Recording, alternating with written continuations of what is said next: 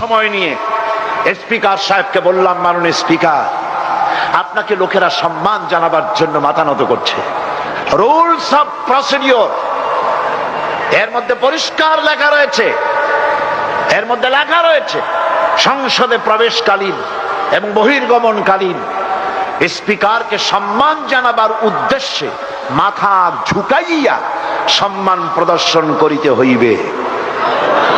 হারাম, হারাম।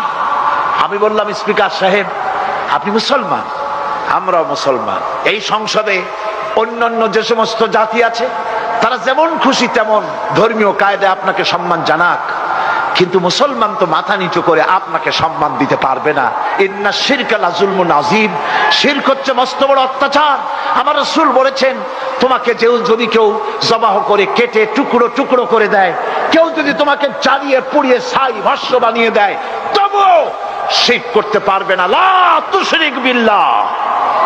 আমি এই শিরকের উপরে দীর্ঘক্ষণ আলোচনা করলাম। সুবিজ্ঞ, সুদক্ষ, সুশিক্ষিত স্পিকার সাহেব তিনি আমার দিকে তাকিয়ে বললেন, এক মুহূর্ত দেরি করেন নাই। আমার বক্তব্য তার হার্ট, তার হৃদয়কে স্পর্শ করেছে।